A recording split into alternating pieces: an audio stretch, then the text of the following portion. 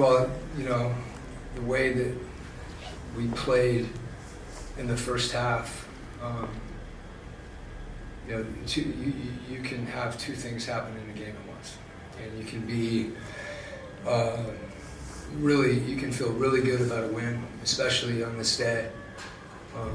But you can also hold yourselves accountable for not being focused in the second half. And I think we played hard, but being focused on the same things that we did in the first half. And I want our team to feel good about that, and I want us to dig in and figure out how to continue to do that throughout the course of the game. And that, to me, that's focus. And it's a collective focus. It's no one guy.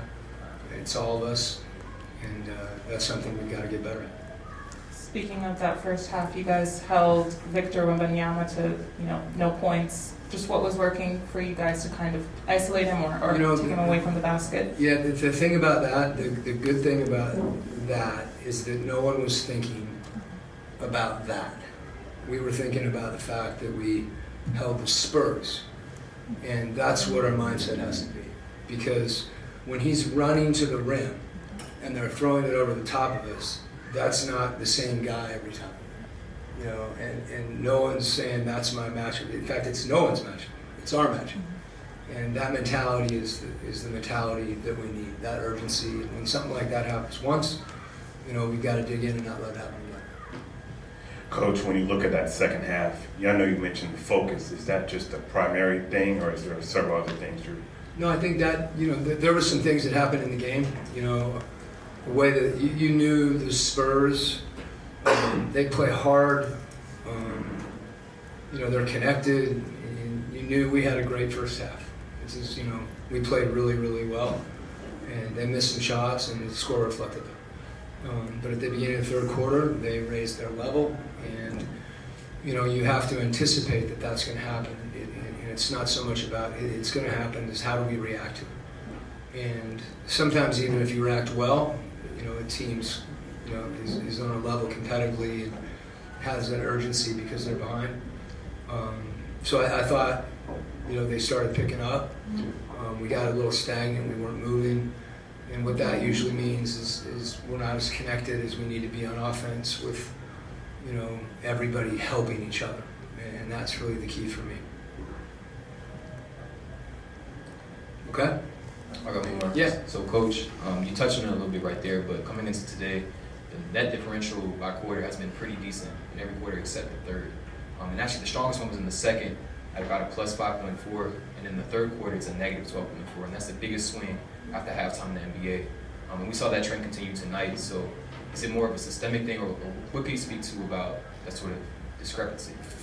Yeah, it's obviously something that we're aware of. Whether we're 30th or 29th or 26th, I think that it's, when you look at how we started the game tonight, that's in us, and that starting the third quarter the way we started the game, and really you can, obviously the third quarter jumps out, but I would offer that sometimes it's the 10-minute mark in the fourth through the 5-minute mark. Sometimes it's the 2-minute mark in the first through the those swings for us. We've got to get better at not allowing, a few plays, a 6-8 point run to turn into a 15-2 run. So certainly coming out of halftime, that's a specific time where we can focus because it's there, but it's nothing that we're not aware of. We just got to lock in. And, to your point, whether we're ahead or behind, I think that's the key thing for me. We've got to play the same way, whether we're down or we got to lead. And that's the focus I'm talking about. Coach, this last one for me. MLK game, the Hawks are usually a part of this every year. What did it mean to you tonight? Dr. Tommy Smith is in the building, and just what does this mean for the Hawks? Well, it's a celebration, and not, his life and what he stood for and all the things that he did that we have a chance to follow and benefit from. Not having lived here for the last, decade, I've been here before for a year. I have a feel for the city, and it's a special day for the country. I think here in Atlanta, and it doesn't diminish the significance of other places, but here in Atlanta, because of the history of the city and a lot of other things, it's even more significant, I think. At least that's how I feel. And same thing within our organization. So the fact that we get to play today, I'm glad we won. And that it's a good win for a lot of reasons. And had we lost, it's still a celebratory day. I'm just glad we get to double down with the win. But it's it's good for me personally, and I think for our players, our staff, and for the Hawks organization to be connected to that, with the game at home is a neat thing. Yes, sir. Good game today, by the way. But what does it mean for you personally to coach on MLK Day? I remember the first time that I coached on Christmas Day, and